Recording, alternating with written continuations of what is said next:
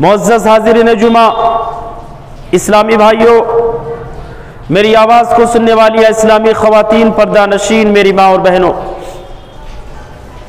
ہر قسم کی عظمت و کبریائی، بڑائی و بزرگی اللہ وحدہ لا شریک خالق کائنات، مالک ارض و سما کے لیے لائق اور سزاوار ہے، جو اس کائنات اور کائنات کل کا مربی و پالنہار ہے۔ بعدہ لا کہاں کروڑہ درود و سلام ہو اللہ کے تمام نبی و رسول پر، خصوصیت کے ساتھ اللہ کے آخری نبی مدنی کریم جناب محمد الرسول اللہ صلی اللہ علیہ وسلم پر۔ حضرات، سیرت محمد الرسول اللہ صلی اللہ علیہ وسلم کی 22ویں نشست لے کر کے آپ کی خدمت میں حاضر ہوں۔ رب العالمین سے دعا ہے باری الہ اس کہنے والے کو کہنے سے زیادہ اور سننے والوں کو سننے سے زیادہ عمل و اصلاح کی توفیق عنایت فرما، آمین۔ حضرات، اس سے پہلے نشست کے اندر آپ نے سنا کہ اللہ کے نبی مکہ سے مدینہ جانے کے بعد 3 اہم کارنامے انجام دیے۔ سب سے پہلے آپ صلی اللہ علیہ وسلم نے مسجد بنانے کی فکر کی۔ دوسرے نمبر پر یہود مدینہ سے مصالحت کی، ان کے ساتھ مل کر کے بیٹھے، کمپرومائز کیا، حالات کو سازگار بنانے کے لیے آپس میں مل بیٹھے، مشورہ کیا، کہا مدینہ تمہارا بھی شہر ہے، ہمارا بھی شہر ہے، یہاں کے حالات کو سازگار بنانا ہم دونوں کی ذمہ داری ہے، تم ہماری کوآپریٹ کرو، ہم تمہاری کوآپریٹ کریں گے، ہم دونوں ایک دوسرے کی مدد کریں گے، ایک دوسرے کا ساتھ دیں گے۔ اور تیسرا کارنامہ، اللہ کے نبی مدینہ جانے کے بعد انصار اور مہاجرین کے درمیان بھائی چارہ قائم کروایا۔ مہاجرین کو انصار مدینہ کا فیملی ممبر بنایا، ایک اسلامی رشتہ قائم کروایا، ان کے لیے کھانے پینے کا، رہنے سہنے کا انصار مدینہ کے یہاں انتظام کروایا، جو مسلمان مکہ چھوڑ کر کے مدینہ آئے تھے۔ اور حضرات، اس کے علاوہ بھی مدینہ آنے کے بعد بہت ساری آزمائشوں سے دوچار ہوئے، یہ بھی آپ نے سنا۔ اور جب آپ صلی اللہ علیہ وسلم ہجرت کر کے مکہ سے مدینہ آئے تو یہی سے منافقت کا آغاز ہوا۔ اس سے پہلے منافقت نہیں تھا، نفاق نہیں تھا، یہاں سے منافقین کا وجود ہوا، منافق پیدا ہونے شروع ہوئے۔ منافق کہتے ہیں کہ دل کے اندر کفر، اسلام اور اہل اسلام کے خلاف عداوت، اسلام اور اہل اسلام کے خلاف بغاوت دل میں چھپائے ہوئے ہو، اور بظاہر یہ کہے کہ میں مسلمان ہوں، میں مسلمانوں کے ساتھ ہوں، میں مسلمانوں کا مسیحا ہوں، میں مسلمانوں کا ہمدرد ہوں۔ اور حضرات، سوال پیدا ہوتا ہے کہ منافقین جو ہیں مکے میں کیوں نہیں پیدا ہوئے، مدینے ہی میں کیوں ہوئے؟ ایک بات آپ ذہن نشین کر لینا کہ منافقین وہاں پیدا ہوتے ہیں جہاں اسلام کا بول بالا ہوتا ہے، منافقین وہاں پیدا ہوتے ہیں جہاں مسلمانوں کی یونٹی مضبوط ہوتی ہے، جہاں مسلمانوں کی تنظیم مضبوط ہوتی ہے، جہاں مسلمان اقتدار اور اختیار میں ہوتے ہیں، منافقین وہاں پیدا ہوتے ہیں، کیونکہ جس کے اندر بغض ہوگا، نفرت ہوگی، اگر مسلمان پاور میں ہے تو خوف اور دہشت کی بنیاد پر وہ بغاوت نہیں کر پائے گا۔ تو مکے کے اندر مسلمان کمزور تھے، وہاں پر کفر پنپ رہا تھا، اور مدینے کے اندر مسلمان مضبوط ہوئے، یہاں پر نفاق پیدا ہوا، منافقت یہاں سے شروع ہوئی۔ سب سے پہلا مدینہ کا جو سب سے پہلا منافق عبداللہ بن ابی بن سلول، جس کو رئیس المنافقین کے لقب سے ملقب کیا گیا، منافقین کا سردار اسے کہا گیا۔ اور یہ عبداللہ بن ابی بن سلول نے یہ راستہ کیوں اپنایا، منافق کیوں بنا؟ اس کے پیچھے بھی بہت بڑا سبب ہے۔ آپ صلی اللہ علیہ وسلم کے مدینہ آنے سے پہلے قبیلے اوس اور خزرج نے عبداللہ بن ابی کو اپنا سردار بنایا تھا، عبداللہ بن ابی کو اپنا سردار چنا تھا۔ اس کی تاج پوشی کے لیے قبیلے اوس اور خزرج بہت قیمتی اور بہت بڑا تاج بنا رہے تھے، اس کی تاج پوشی کے لیے کہ ہمارا سردار ہے، اس کو ہم ایک تاج پہنائیں گے۔ انہی دنوں مدینہ والوں کی ملاقات سرزمین مکہ میں محمد الرسول اللہ صلی اللہ علیہ وسلم سے ہو گئی۔ مدینہ والوں نے دیکھا یہ تو سرداروں کے سردار محمد الرسول اللہ مل گئے، لہٰذا ان کے علاوہ کسی اور کی سرداری کی ضرورت نہیں ہے، کسی اور کے رہبری اور رہنمائی کی ضرورت نہیں ہے، یہ بحیثیت نبی بھی اور سردار بھی ہمارے ہیں، لہٰذا یہ مناسب ہے۔ چنانچہ محمد الرسول اللہ صلی اللہ علیہ وسلم جب مدینہ آئے تو آپ کے مدینہ آنے سے عبداللہ بن ابی بن سلول کی سرداری چلی گئی۔ اس سرداری کے جانے کی وجہ سے، چھن جانے کی وجہ سے عبداللہ بن ابی نے یہ ٹھان لیا کہ محمد الرسول اللہ کی بغاوت کریں گے، انہیں تکلیف دیں گے، انہیں ہم ستائیں گے، ہر ممکن ان کو تکلیف دینے کی کوشش کریں گے، اور کوشش کیا بھی پوری زندگی تا موت، جب تک زندہ رہا تب تک کوئی بھی موقع محمد الرسول اللہ صلی اللہ علیہ وسلم اور آپ کے ساتھیوں کو ٹارچر کرنے میں، ستانے میں پیچھے نہیں رہا۔ انشاءاللہ اس پر بھی گفتگو کی جائے گی۔ تو منافقین کا آغاز ہجرت کے بعد ہوا، اور یہاں جو ہے جب آپ صلی اللہ علیہ وسلم مکہ سے مدینہ آئے تو مدینہ کے حالات بنسبت مکہ کے مختلف تھے۔ جو حالات مکے میں تھے مدینے کے اندر حالات اس سے کہیں ہٹ کر کے تھے، کیونکہ مکے کے اندر مسلمانوں کا سامنا صرف مشرکین سے تھا، کفار سے تھا، لیکن مدینے کے اندر مسلمانوں کا جو سامنا تھا تین قسم کے لوگوں سے تھا، تین کوالٹی کے لوگوں سے سامنا تھا مدینے میں۔ ایک منافقین جو ان کے آستین کے صاف تھے، جو ان کے صفوں میں رہتے تھے، اور دوسرے یہود مدینہ جنہوں نے ہمیشہ بدعہدی کیا، غداری کیا، مسلمانوں کو دھوکہ دیا، ابتدا سے لے کر کے آج تک ان کی سازشیں، ان کی عداوتیں، اسلام دشمنیاں ان کی، اور ان کے نہ جانے کتنے کیسے کیسے پروپیگنڈے ہمارے اور آپ کے سامنے بالکل آیا ہیں۔ یہودی جو ہوتے ہیں، یہودی یہ کبھی بھی اعتبار کے قابل نہیں ہوتے، ان پر کبھی بھی بھروسہ نہیں کرنا چاہیے۔ تو ہمیشہ انہوں نے اسلام اور اہل اسلام کو مٹانے کی، تباہ اور برباد کرنے کی سازشیں کی ہیں، کوششیں کی ہیں، شروع سے لے کر کے آج تک، اور قیامت تک ان کی یہ کوشش جاری رہے گی۔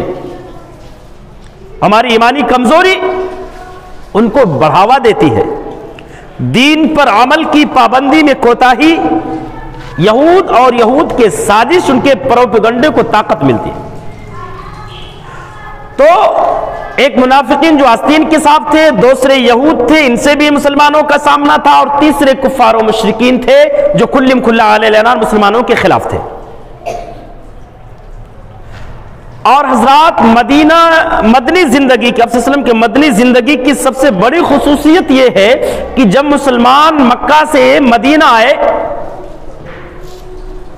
تو یہاں سے اب مسلمانوں کو جواب دینے کی پرمیشن مل گئی، یعنی جہاد کی انہیں اجازت دی گئی۔ اللہ رب العالمین نے مسلمانوں کو اجازت دیا، اُذِنَ لِلَّذِينَ يُقَاتَلُونَ بِأَنَّهُمْ ظُلِمُوا وَإِنَّ اللَّهَ عَلَى نَصْرِهِمْ لَقَدِيرٌ۔ یہاں پر عرش والے نے ان مظلوم مسلمانوں کو جو برسوں سے، جو سالوں سے کفار اور مشرکین کے ہاتھوں پٹتے چلے آ رہے تھے، مار کھاتے چلے آ رہے تھے، اب انہیں اجازت دی جا رہی ہے کہ تم انہیں جواب دے سکتے ہو، ان سے بدلہ لے سکتے ہو، انتقامی کارروائی کر سکتے ہو۔ رب العالمین تمہیں اجازت دے رہا، پرمیشن دے رہا۔ اس سے پہلے انہیں जवाब देने की इजाजत नहीं थी, उन्हें लड़ने की इजाजत नहीं थी। मक्की जिंदगी में मुसलमानों ने पेशकश किया, मुहम्मदुर रसूलुल्लाह सल्लल्लाहु अलैहि वसल्लम से जो है फरमाइश किया, अल्लाह के नबी हम बहुत मारे जा रहे हैं, आप इजाजत दें, हम इन्हें जवाब देंगे, हम इनसे मुकाबला करेंगे, हम इनसे जंग लड़ेंगे। अल्लाह के नबी आप इजाजत दीजिए। लेकिन मक्की जिंदगी में इजाजत नहीं दी गई। अल्लाह के नबी इजाजत कैसे देते जब अर्श वाला इजाजत दे ही नहीं रहा था, उसकी तरफ से परमिशन नहीं मिल रही थी, तो अल्लाह के नबी अपने जाती तौर पर अपने तरफ से इजाजत नहीं दे सकते थे। सवाल पैदा होता है कि मुसलमान मक्के में इतना पिट रहे थे, इतना ज्यादा सताए जा रहे थे, उसके बावजूद भी मुसलमानों को मक्के में जिहाद की जंग की इजाजत क्यों नहीं दी गई? आज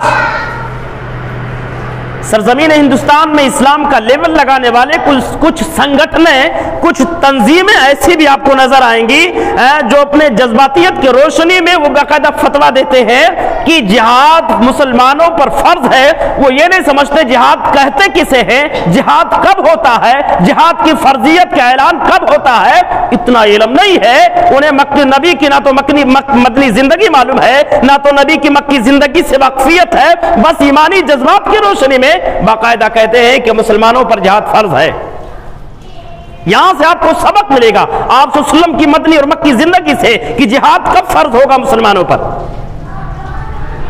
मक्की जिंदगी में मुसलमानों को जवाबी कार्रवाई की इजाजत नहीं दी गई, लेकिन जब मुसलमान मक्का छोड़ करके मदीना आए, मदीना आने के बाद मुसलमानों को इजाजत दी गई कि मेरे मजलूम बंदो, अब अगर तुम पर जुल्म हो रहा है तुम बदला ले सकते हो, इंतकामी कार्रवाई कर सकते हो, जवाबी कार्रवाई कर सकते हो।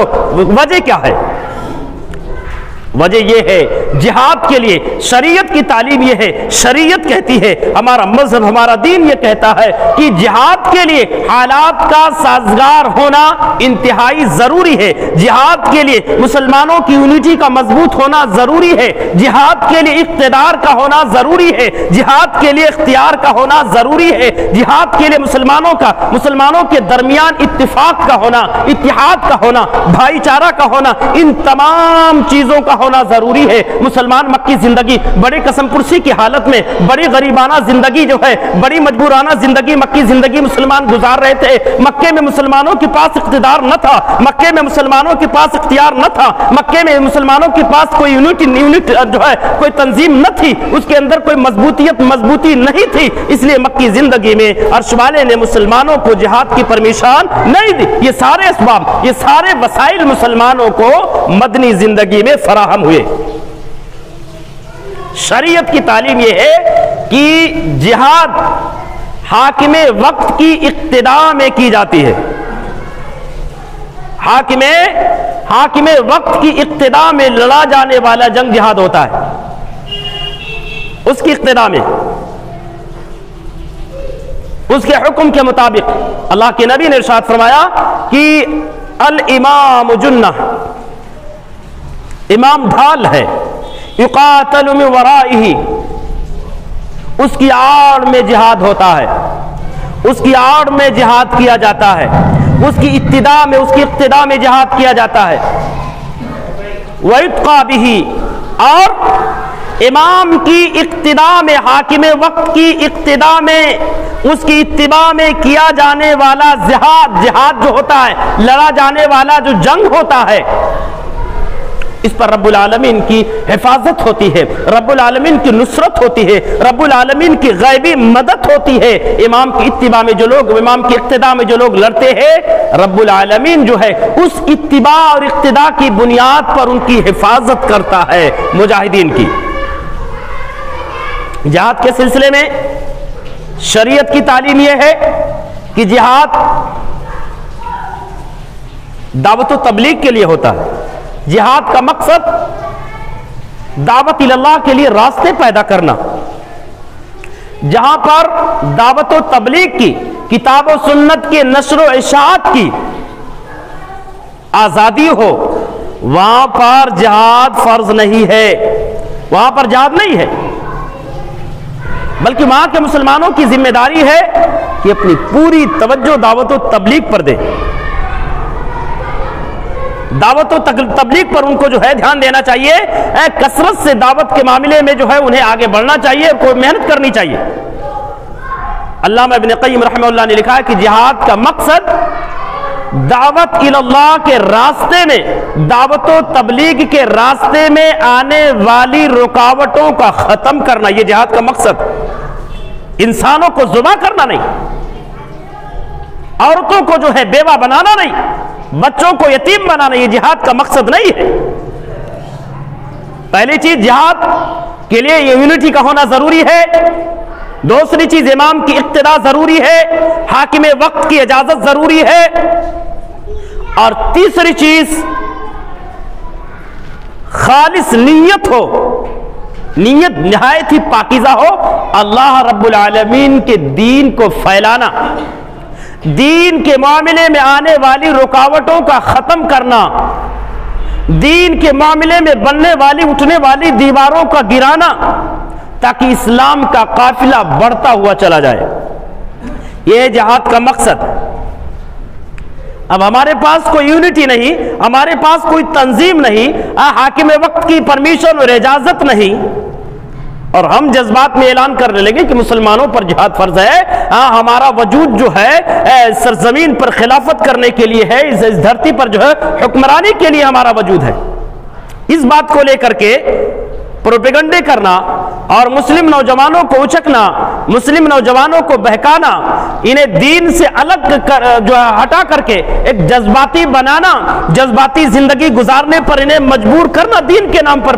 بہت سارے نوجوان بیچارے جیل کے سلاخوں میں پیچھے زندگی گزار رہے ہوتے ہیں جذبات میں آنے کی بنیاد پر۔ کیوں؟ علم کی کمی، دین سے ناواقفیت، دین سے لابلد ہونا۔ دیکھو غزوہ خیبر یہ مسلمانوں اور یہود خیبر کے درمیان واقع ہوا۔ خیبر کا غزوہ، خیبر جنگ جو ہے، جنگ خیبر جو ہے کس کے درمیان؟ مسلمان اور یہود کے درمیان۔ مسلمانوں نے بہت سارے قلعے فتح کیے تھے، لیکن سرزمین خیبر میں ایک قلعہ تھا، حصن نعیم نامی ایک قلعہ تھا، حصن نعیم۔ یہ قلعہ مسلمان فتح نہیں کر پا رہے تھے، حالانکہ اس کے علاوہ بہت سارے قلعوں کو مسلمانوں نے بہت کم سے کم وقت میں فتح کیے تھے، لیکن یہ مسلمانوں کے ہاتھوں سے فتح نہیں ہو پا رہا تھا۔ اللہ کے نبی نے کہا غدا لوتی الرایۃ رجلا یحب اللہ ورسولہ ویحب اللہ ورسولہ۔ اللہ کے نبی نے کہا کل اسلامی فوج کا جھنڈا ایک ایسے انسان کو دینے والا ہوں جو انسان اللہ سے محبت کرتا، اس کے نبی سے محبت کرتا ہے، اور اللہ اور اس کے نبی اس سے بھی محبت کرتے ہیں۔ اللہ رب العالمین اس کے ہاتھوں خیبر کا قلعہ فتح کروائے گا۔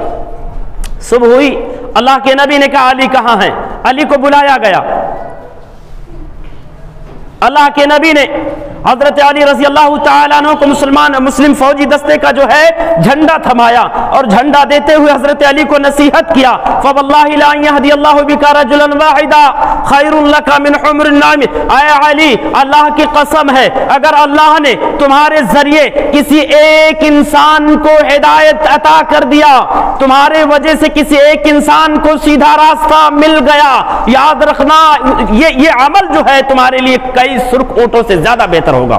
اللہ اکبر۔ اللہ کے نبی بھیج رہے ہیں جنگ پر، جنگ لڑنے کے لیے بھیج رہے ہیں، دشمن سے مقابلے کے لیے بھیج رہے ہیں، نصیحت کر رہے دعوت کی، نصیحت کر رہے تبلیغ کی، وہاں جا کر کے تبلیغ کرنا۔ یاد رکھنا تمہاری تبلیغ کے اثر سے کوئی ایک شخص اگر سدھر گیا، ہدایت کے راستے پر آ گیا، تو یہ تمہارے لیے کئی سرخ اونٹوں سے زیادہ بہتر ہوگا۔ جھنڈا دے رہے ہیں لڑائی کے لیے، جنگ کے لیے، نصیحت کس کی ہو رہی ہے؟ تبلیغ کی۔ گویا کہ اللہ کے نبی کہنا چاہ رہے ہیں اللہ کہ اے علی وہاں پہنچنے کے بعد فوراً حملہ نہ کرنا، پہلے انہیں دعوت دینا، پہلے ان میں تبلیغ کرنا، پہلے انہیں توحید کی دعوت دے دینا۔ جب توحید کی دعوت کا انکار کریں گے، اللہ کا انکار کریں گے، یاد رکھنا یہ پوائنٹ، सरजमीन हिंदुस्तान में इस्लाम और अहले इस्लाम के खिलाफ जो प्रोपेगंडे करते हैं कि मुसलमानों का कुरान कहता है, कुरान सिर्फ मुसलमानों का नहीं है, कुरान दुनिया के में जो है रहने बसने वाले तमाम के तमाम इंसानों का है। ये कुरान मुसलमानों का तो है ही, मुसलमानों के अलावा ये कुरान गैर मुस्लिमों का भी है, यहूदियों का भी है, नसरानियों का भी है, अल्लाह के तमाम बंदों का ये कुरान है।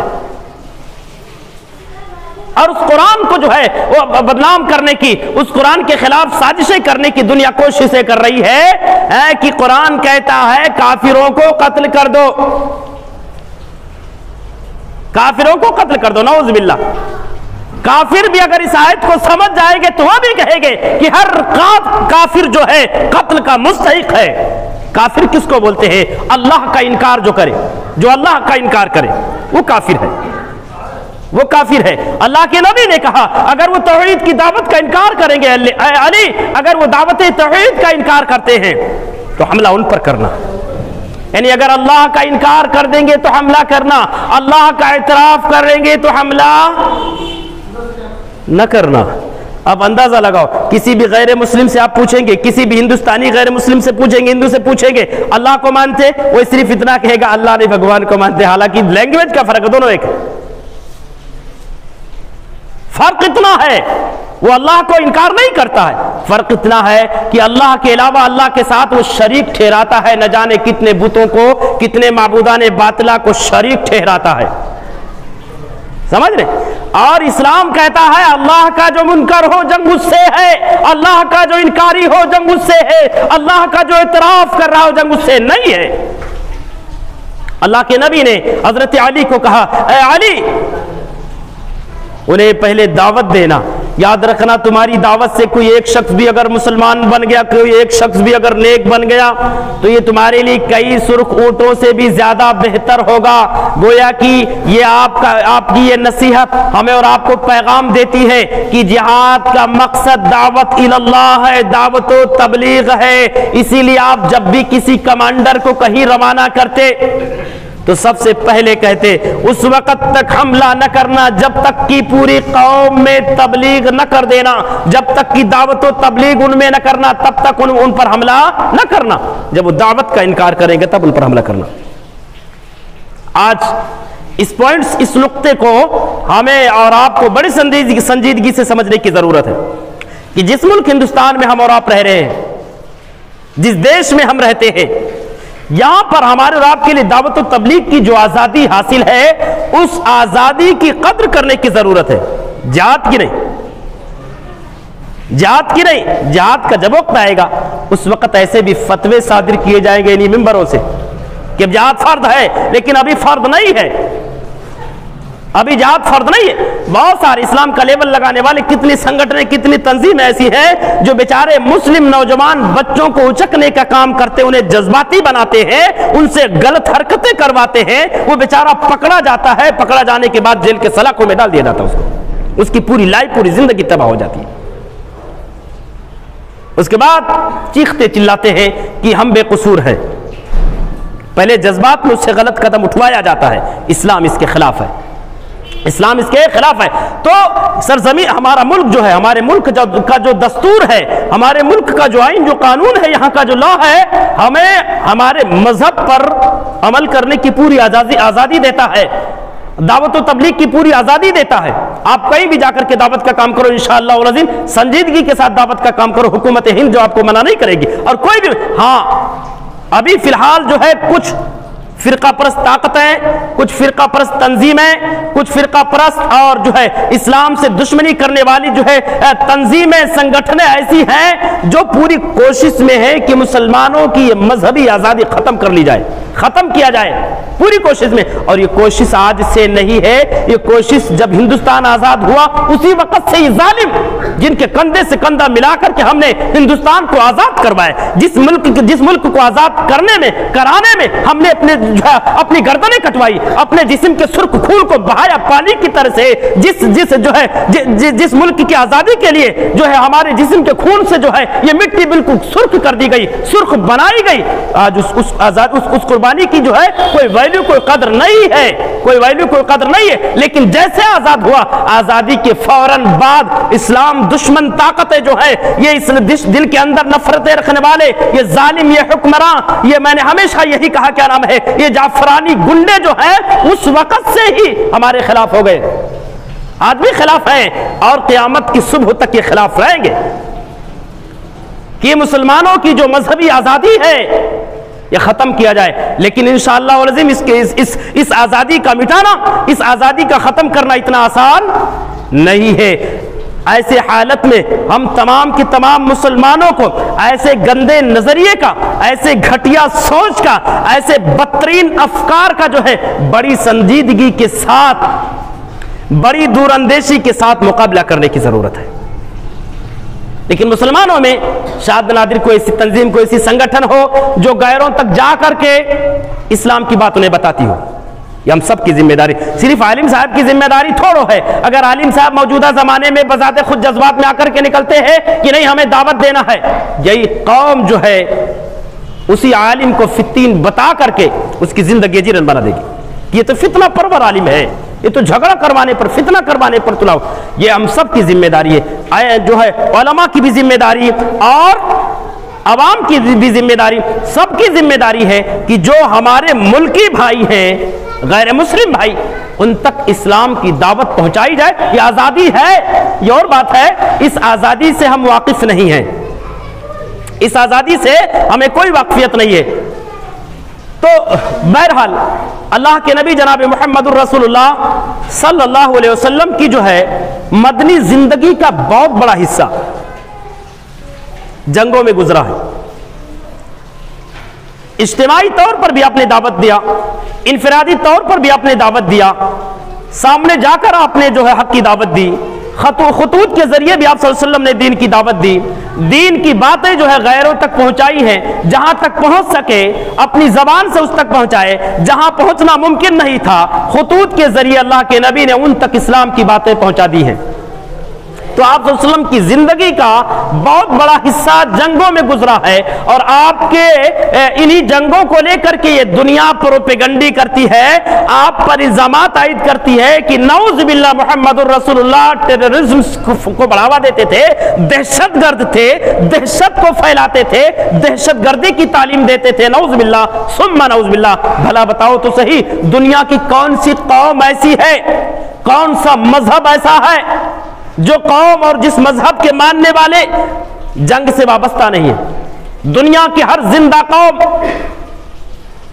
دنیا کی ہر زندہ قوم میں جنگ کا تصور موجود ہے، جنگ کا سلسلہ موجود ہے۔ ہر ملک اپنے پاس فوجی رکھتا، ہر ملک کے لوگ اپنے پاس جو ہے لڑاکو جنگجو رکھتے ہیں، ہر ملک کے جو ہے یہ پوری دنیا کا مسلمہ قاعدہ ہے کہ ہر شخص کو اپنی دفاع کا پورا حق ہے۔ اللہ کے نبی نے جنگ کی ضرور، آپ صلی اللہ علیہ وسلم نے جہاد کیا ضرور، لیکن جہاد میں، جنگوں میں آپ صلی اللہ علیہ وسلم نے جن اعلیٰ اخلاق کا مظاہرہ کیا ہے، اللہ کی قسم ہے پوری تاریخ انسانی کے جنگوں میں آپ ایسے اعلیٰ اخلاق نہیں دکھا سکتے ہیں، ایسے کردار نہیں دکھا سکتے ہیں۔ دیکھو اسلام اور کفر کا سب سے پہلا مارکہ غزوہ بدر، غزوہ بدر۔ لوگ بولتے ہیں محمد الرسول اللہ دہشت گرد تھے، انسانیت کا خون کرتے تھے، نعوذ باللہ۔ یہ اس عظیم شخصیت پر، یہ اس عظیم انسان پر بہتان تراشی ہے، الزام ہے۔ غزوہ بدر جو اسلام اور کفر کا سب سے پہلا مارکہ ہے، حالانکہ اس سے پہلے چھوٹی بڑی چھوٹی 8 جنگیں ہوئی تھی غزوہ بدر سے پہلے، چھوٹی چھوٹی کتنی جنگیں؟ 8۔ غزوہ بدر کن حالات میں پیش آیا؟ غزوہ بدر کن حالات میں پیش آیا؟ دیکھو مسلمان جب مکے میں تھے، ایک اللہ کو ماننے کی وجہ سے انہیں مکے میں مارا گیا، ایک اللہ کی عبادت پرستی شرپوجا کی بنیاد پر ان کو مکے میں ستایا گیا، مکی زندگی ان کی تنگ کر دی گئی، مکی زندگی جو ہے مسلمانوں کے لیے اجیرن بنا دیا گیا۔ مسلمان مکہ چھوڑ دیے، کوئی بات نہیں، یہاں تم لوگوں کو اللہ کی عبادت پسند نہیں ہے، ہم یہ شہر ہی چھوڑ دیتے ہیں، اپنی پوری دولت چھوڑ دیتے ہیں، ہم رشتہ ناتا بھی توڑ لیتے ہیں، ہم ایسے جگہ پر جائیں گے جہاں آزادی کے ساتھ دین پر عمل کرنے دیا جائے۔ مسلمانوں نے مکہ چھوڑ دیا۔ یہ قربانیاں کیوں دی مسلمانوں نے؟ اللہ کے لیے۔ مدینہ پہنچے، مدینہ آنے کے بعد بھی مسلمانوں کو دھمکیاں آنے لگی کہ مسلمانوں تم یہ نہ سمجھو کہ ہماری پکڑ سے، ہماری گرفت سے محفوظ ہو، ہم مدینہ میں بھی تمہارا پیچھا نہیں چھوڑیں گے، وہاں بھی آ کر کے ہم تمہیں ماریں گے۔ یہ دھمکیاں آئے دن مسلمانوں کو پہنچائی جاتی تھی، جاسوسوں کے ذریعے سے، قاصدین کے ذریعے سے مسلمانوں کو دھمکیاں ملتی رہیں۔ اللہ کے نبی ارادہ ہی کر رہے تھے کہ ان سے اب مقابلہ کرنا، کیونکہ جنگ کی اتھارٹی ان کو مل چکی تھی، جنگ کی اجازت مسلمانوں کو اب دے دی گئی تھی کہ اب جواب دے سکتے ہیں، بدلہ لے سکتے۔ انتقامی کارروائی کی پرمیشن عرش سے نازل کر دی گئی تھی۔ اللہ کے نبی ابھی ارادہ ہی کر رہے تھے کہ ایک کفار مکہ کا، مشرکین مکہ کا ایک تجارتی قافلہ سیریا گیا ہوا ہے اور سیریا سے مکہ لوٹ رہا ہے، ڈھیر سارے مال لے کر کے سیریا سے مکہ آ رہا، اور وہ مدینہ کے راستے سے، مدینہ ہی کے راستے سے ہو کر کے گزرے گا مکہ۔ یہ خبر کس نے دیا؟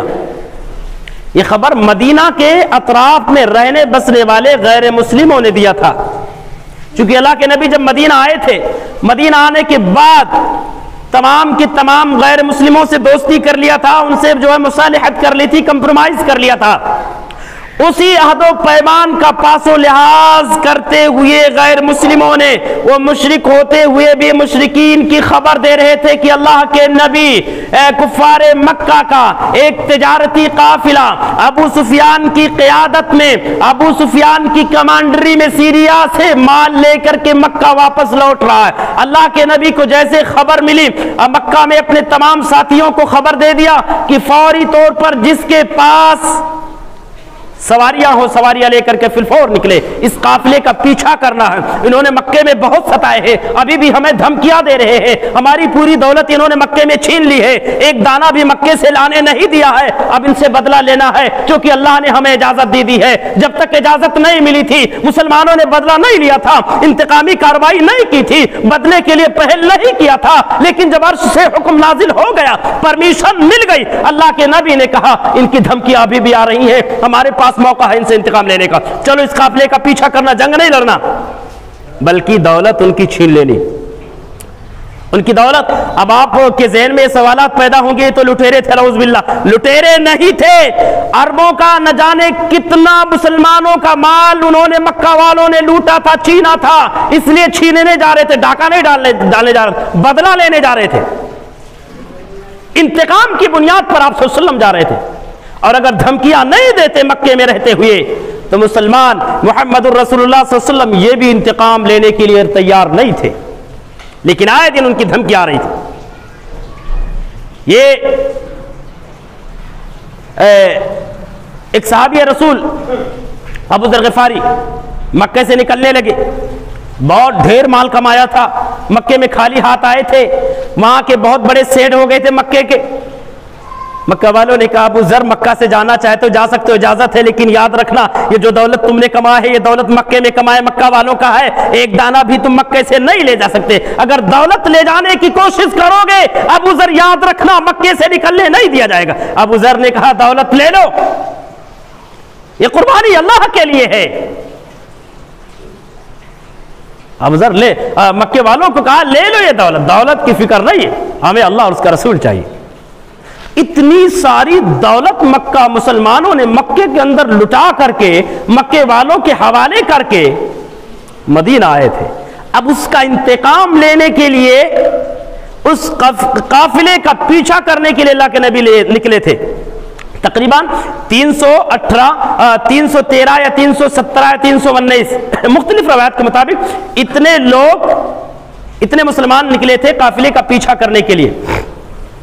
جنگ کا پلان نہیں تھا، پلان تھا اس قافلے کو پکڑنا جس قافلے میں بہت ڈھیر سارے مال تھے، تقریباً صحیح روایات کے مطابق 2 کنٹل سے بھی زیادہ سونا تھا اس قافلے کے اندر، کئی کنٹل اس میں چادیاں تھی اور دیگر بہت سارے مال تھے۔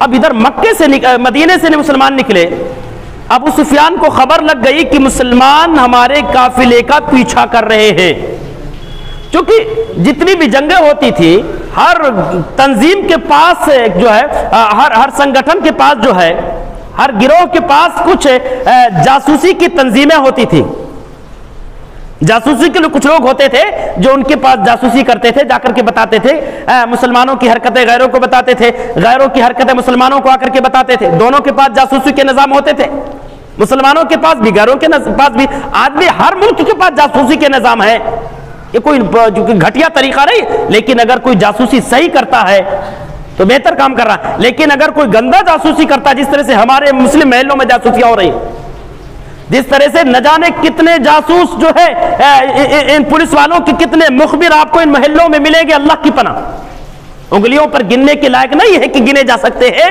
اتنے جاسوس ہیں آپ چہرہ دیکھ کر نہیں بتا پائیں گے کہ کیا یہ بھی جاسوس ہو سکتا، لیکن جب پتہ کیا جاتا ہے تو پتہ چلتا کہ نہیں یہ تو پولیس والوں کا مخبر ہے۔ ارے مخبری کرو، حکومت کا ساتھ دو، پولیس محکمہ کا سپورٹ کرو، ساتھ دو، لیکن جو خبر دو، سچی خبر دو کسی بھائی کو تباہ کرنے کے لیے، یا اس کے جو ہے داخلی زندگی میں، اس کی نجی زندگی میں، اس کے ذاتی زندگی میں ہم اور آپ کون ہوتے ہیں انٹرفیئر کرنے والے؟ کسی مسلمان بھائی کے بارے میں اس کی نجی زندگی کو لے کر کے جا کر کے جاسوسی کرنا، وہ کیا کر رہا ہے، کیا کھا رہا ہے، کہاں سے لا رہا ہے، یہ اتھارٹی ہمیں کس نے دی؟ چند چائے کے بدلے میں، چند روپیوں کے بدلے میں یہ قوم اپنی ایمانوں کا سودا کر ڈالتی ہے اور ایک بھائی کی زندگی کو تباہ اور برباد کر دیتی ہے۔ حرام ہے اسلام میں جاسوسی، حلال جائز کام کے لیے کرو، صحیح کام کے لیے کرو، اپنی قوم کی حفاظت کے لیے جاسوسی کرو، قوم کو بچانے کے لیے جاسوسی کرو، ظالموں کے ظلم کے خلاف جاسوسی کرو، لیکن کسی مسلمان کو اس لیے جاسوسی کرنا کہ بڑی اچھی زندگی گزار رہا ہے، بڑی اچھی کمائی کر رہا ہے، بڑی خوشحال زندگی گزار رہا ہے، اس کو کیا نام ہے جاسوسی کر کے مخبری کر کے پکڑوا دینا، اس کی زندگی کو تباہ کر دینا، یہ اسلام نہیں، اسلام کے خلاف ہے۔ بہرحال اب ابو سفیان اب جو ہے ان کو جب خبر لگی کہ مسلمان ہمارا پیچھا کر رہے ہیں، فوراً ایک جاسوس کو مکہ بھیج کر کے مدد کا مطالبہ کیا کہ یہ ہمارا قافلہ خطرے میں ہے، فوراً ہماری مدد کی جائے۔ خبر پاتے ہی فوراً ابو جہل 1000 سپاہیوں کا دستہ لے کر کے نکل پڑا، اور ابو سفیان بڑے ہوشیاری سے ایک نئے راستے سے نکلنا تھا، ان کو مدینہ سے ہو کر کے مکہ جانا تھا، لیکن جب ان کو خبر لگی کہ مسلمان ہمارا پیچھا کر رہے ہیں تو ابو سفیان وہیں سے کٹ کر سیدھا ایک نئے راستے ہو کر کے ادھر مکہ پہنچے، اور جب مکہ یعنی بہت دور نکل گئے، ابو سفیان کو یقین ہو گیا کہ مسلمانوں کی گرفت سے بہت دور آ چکے ہیں، اب مسلمان ہمارا پیچھا نہیں کریں گے، فوراً خبر بھیجی ابو جہل کے پاس میں کہ اب آپ لوگ واپس ہو جاؤ، ہم لوگ مسلمانوں کے پکڑ سے بہت دور جا چکے ہیں، اب مسلمان ہمارا کچھ نہیں کر پائیں گے۔ جب جاسوس قاصد ابو جہل کے پاس پہنچا تو اس کے سر نے اس کے بھیجے میں جو غرور سمایا ہوا تھا، اس غرور نے بولا کہ جب تک مسلمانوں سے لڑے گا نہیں، کیونکہ اب اس کو اس کی موت جو ہے اپنے موت گاہ کی طرف بلا رہی تھی، اب اس کو مرنا تھا، اس کا وقت پورا ہو چکا تھا، واپس کیسے جا سکتا؟ بڑے ہی تکبرانہ انداز میں اس نے کہا جب تک مسلمانوں کو ہم نیست و نابود نہیں کریں گے واپس نہیں جائیں گے، اور واپس نہیں گا۔ مسلمان ادھر بغیر تیاری کے قافلے کا پیچھا کرنے کے لیے نکلے تھے، اچانک جنگ کی نوبت آ گئی، بڑی قسم پرسی کے عالم میں، بڑی غربت اور ناداری کے عالم میں مسلمان مدینے سے نکلے تھے، اور یہ مکے سے پوری تیاری کر کے نکلے تھے، اچانک جنگ کی نوبت آئی اور ایسے فوج سے مسلمانوں کو لڑنا تھا جو تعداد میں 3 گنا زیادہ تھے، ایک ایسے فوج سے مسلمانوں کا مقابلہ تھا جن کے پاس ساری تیاریاں تھیں، جن کے پاس ناچنے والیوں کا انتظام تھا، گانے والیوں کا انتظام تھا، لڑنے کے لیے ہتھیاروں کا انتظام تھا، چلنے کے لیے سواریوں کا انتظام تھا، مسلمانوں کے پاس کچھ بھی نہیں، چند ایک سواریاں، چند ایک ہتھیار جو چند لوگوں کے لیے ناکافی تھے، سارے لوگوں کے پاس نہیں تھے، غربت کا عالم تھا، بیچاروں کے پاس کھانے کے لیے کھانا نہیں، ہتھیار کہاں سے لاتے؟ اللہ کے نبی صحابہ کرام کو بٹھائے، 313 کی تعداد میں تھے، ان کو بٹھائے، کہنے لگے میرے ساتھیوں مقابلہ بڑا خطرناک ہے، ہمارے پاس کوئی تیاری نہیں، کیا کیا جائے؟ کچھ مجھے مشورہ دو۔ آپ لوگ کیا مشورہ دیتے ہیں؟ مہاجرین ایک کے بعد دیگرے کھڑے ہوتے رہے، اللہ کے نبی آپ آگے بڑھو، ہمت کر کے ہم مقابلہ کریں گے، ہم پیچھے نہیں لڑتے، کیونکہ کفر جو ہوتا ہے اپنی طاقت کے بھروسے پر لڑتا ہے، اور اہل ایمان جو ہوتا ہے اللہ کی طاقت کے بھروسے لڑتا ہے۔ اللہ پر یقین، اللہ پر توکل کی بنیاد پر مسلمان مقابلہ کرتا ہے، اور کافر جو ہوتا ہے اپنی طاقت کے بھروسے پر جو ہے مقابلہ کرتا ہے۔ مہاجرین نے کہا اللہ کے نبی ہم مقابلہ کریں گے۔ اللہ کے نبی نے پھر سے کہا مجھے مشورہ دو، دوسری مرتبہ کہا، تیسری مرتبہ کہا مجھے مشورہ دو، کیا کرنا چاہیے؟ مقابلہ خطرناک ہے، سامنے والے زیادہ ہیں، تعداد میں زیادہ ہیں، انتظامات زیادہ ان کے پاس، ہمارے پاس کچھ نہیں، کیا کیا جائے؟ انصار مدینہ سمجھے شاید اللہ کے نبی کا ایسا اشارہ انصار مدینہ کی طرف ہم سے کچھ کہلوانا چاہتے۔ سعد بن معاذ اپنے قبیلے کے سردار سے کھڑے ہوئے کہنے لگے اللہ کے نبی اللہ کا نام لے کر آگے بڑھو، اللہ کی قسم جو آپ حکم دیں گے اس کو ہم بجا لائیں گے۔ اگر آپ ہمیں حکم دیتے ہیں اپنے گھوڑوں کو جو ہے سمندروں میں ڈال دو، اللہ کی قسم سمندروں میں کدا دیں گے۔ اگر آپ حکم دیتے ہیں پہاڑوں سے کودی مار دو، اللہ کی قسم پہاڑ سے کودی مار دیں گے، سوال نہ کریں گے۔ اللہ کے نبی اتنا خطرناک حکم کیوں دے رہے ہو؟ حکم دے کر کے دیکھو، قوم موسیٰ نہیں ہے کہ اللہ کے نبی ہم یہ کہیں گے اذهب انت وربك فقاتلا انا هاهنا قاعدون، ہم یہ نہیں کہیں گے اے موسیٰ تم جاؤ اور تمہارا رب جائے، دونوں لڑ کر کے آ جاؤ، میں بیٹھ کر تماشا دیکھیں گے۔ ہم یہ جواب دینے والے نہیں، بلکہ ہم یہ کہتے ہیں اذهب انت وربك انا معك مقاتلون، اے پیغمبر آپ آگے بڑھو، ہم آپ کے ساتھ ہیں، ہم آپ کے قدم بقدم چل کر کے آپ کے ساتھ میں رہ کر کے ہم مقابلہ کرنے والے، ہم پیچھے ہٹنے والے نہیں۔ یہ سعد بن معاذ کا جواب سن کر کے اللہ کے نبی کو بڑی خوشی ہوئی، بڑی مسرت ہوئی۔ اللہ کے نبی نے کہا میرے ساتھیوں خوش ہو جاؤ، کل کا دن تمہاری خوشی کا دن ہے، کل کا دن تمہاری کامیابی کا دن ہے، رب العالمین نے ہمیں بشارت سنا دی ہے، ہم کامیاب ہونے والے ہیں، کل کا دن خوشی کا دن ہے۔ اللہ کے نبی مقام بدر میں پہنچ چکے ہیں، کل لڑائی ہونے والی ہے، پوری رات آپ کے لیے کٹی بنائی گئی، پوری رات اللہ سے روتے رہے۔ اپنی طاقت پر کبھی بھروسہ نہیں کرنا چاہیے، اپنی طاقت پر کبھی یقین نہیں کرنا چاہیے۔ یہ جسم کے اندر جو طاقت ہے کبھی بھی جواب دے سکتی، کبھی بھی وفائی کر سکتی ہے، لیکن جس کا یقین اللہ پر ہوتا ہے، یاد رکھنا اپنے زندگی کے تمام مرحلوں میں، اگر تاجر ہو تجارت کے معاملوں میں، اگر کاشتکار ہو کاشتکاروں کے معاملوں میں، اپنی محنت پر طاقت پر بھروسہ نہ کرنا، ہمیشہ ہر میدان میں، ہر فیلڈ میں، ہر معاملے میں اللہ کی کبریائی پر بھروسہ رکھنا کہ اللہ کی مدد آئے گی تب کامیابی ملے گی۔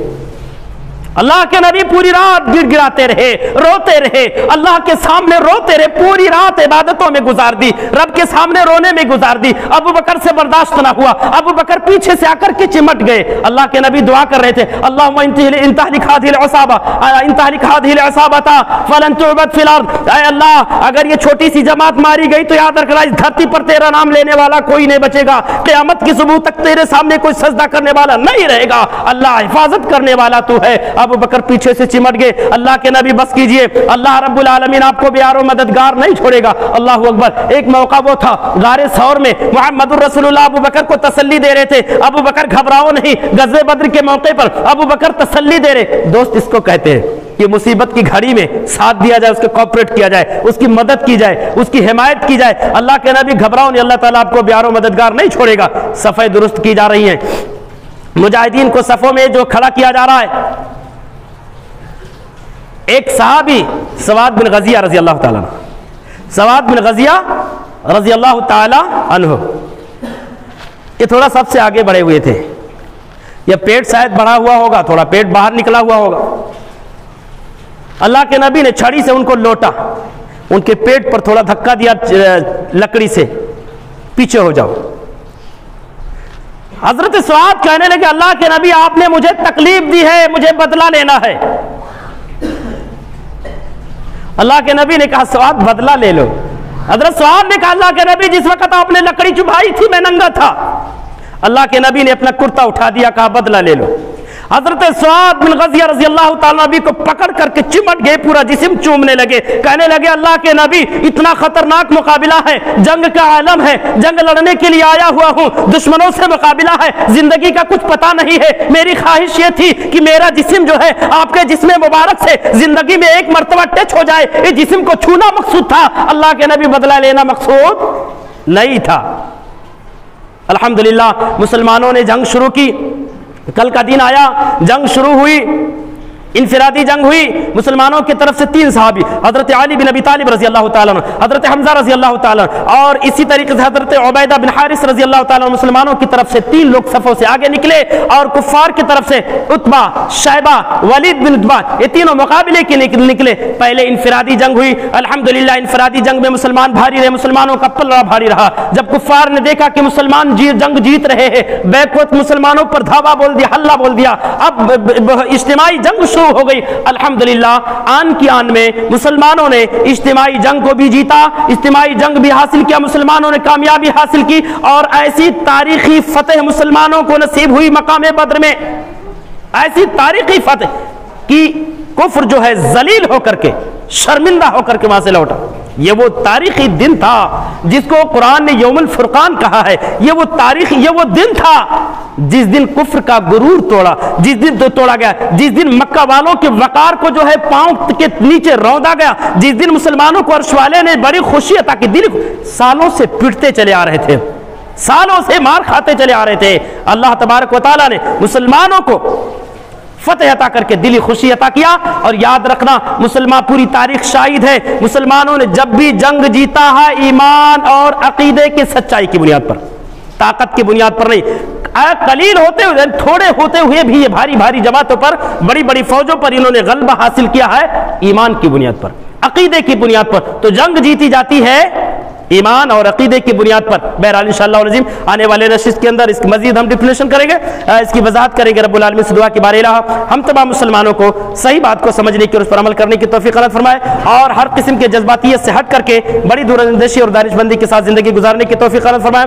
بار الہ ہم تمام مسلمانوں کو سیرت مصطفیٰ سے ملنے والے تمام دروس کو، تمام پیغامات کو سمجھنے کی اور اپنے زندگی میں جگہ دینے کی توفیق عطا فرمائے، آمین۔ بارک اللہ لنا و لکم فی القرآن العظیم ونفعني وإياكم بالآيات والذکر الحکیم، انہ تعالی جواد کریم مالک الرؤوف الرحیم۔